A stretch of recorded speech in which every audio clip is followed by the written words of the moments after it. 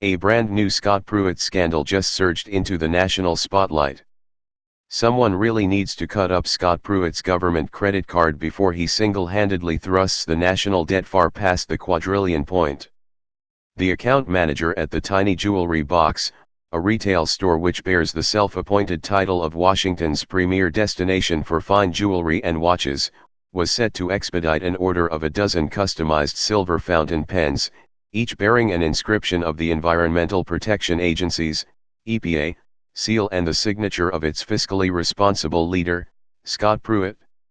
One of Pruitt's staffers was tasked with relaying the invoice back to his office so that a top aide could sign off on the $3,230 order, which also included personalized journals so that the swift destruction of the only environment the world has can be documented in a classy, leather-bound tome. The cost of the quantity 12 fountain pens will be around $1,560.00, the staffer emailed on August 14 to Millen Hupp, Pruitt's head of scheduling and advance. The name should ring a bell, as Hupp was a central component of an earlier scandal when Pruitt tried to give him an undeserved 33% raise. All the other items' total cost is around $1,670, which these items are in process. Please advise. Yes, please order, Hupp responded later that day. Thank you. The Washington Post compiled the thousands of pages of emails released this week as part of a lawsuit waged by the Sierra Club under the Freedom of Information Act.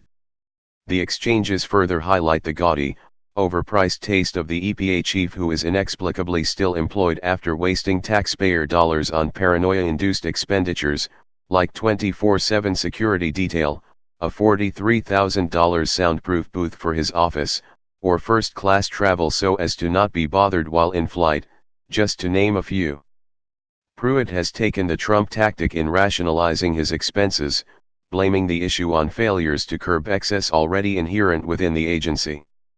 He doubled down on this issue just this week, telling the Washington Free Beacon, "Some of the things that have been in the media are decisions made by career staff, processes that were at the agency that there weren't proper checks and balances. I'm having to answer questions about decisions that others made. And that's not an excuse, it's just reality." He also said he had recently instituted changes, including requiring that any expense over $5,000 related to his duties must be approved by several top agency officials. Unfortunately for Pruitt, paper trails don't lie. The exchange from the summer of 2017 between the shopping EPA staffer and senior aide Hupp proves that it was not career staff which approved such transactions. Rather, it was the very people on whom Pruitt staked his reputation when he brought them on board, even if he himself was unaware of the expenses. EPA spokesperson Johan Wilcox went full on Huckabee Sanders in defense of the purchases in a statement made Friday, insisting the purchases were made for the purpose of serving as gifts to the administrator's foreign counterparts and dignitaries upon his meeting with them. This adheres to the same protocol of former EPA administrators and were purchased using funds budgeted for such a purpose. Earlier this spring, the New York Times published a similar report, but at the time they did not have access to the list of prices. However, the Times account of the ordering process tells a different story than Wilcox. Pruitt had reportedly asked the agency for fountain pens, stationery, and leather-bound notebooks from which he wanted to omit the EPA seal and upon which he wanted to feature his name prominently.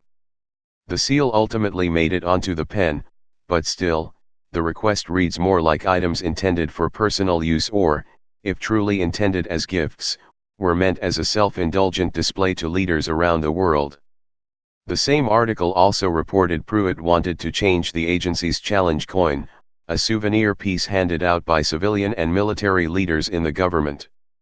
Trump faced scrutiny over his choice to prominently feature authoritarian dictator Kim Jong-un on a coin from the White House Communications Agency, released ahead of his on-again, off-again Singapore summit with the nuclear-happy leader. Pruitt's redesign would have made the coin larger and removed the EPA logo. In its space, Pruitt wanted the coin to feature some combination of symbols more reflective of himself and the Trump administration.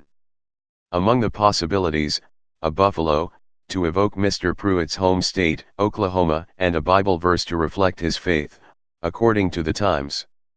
Thankfully, that order never went through.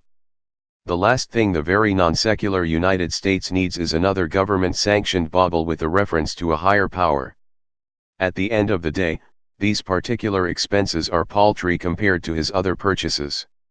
Still, for an administration which repeatedly insists the country lacks the funding for necessities like healthcare or education, they have all the time in the world to obsess over materialism.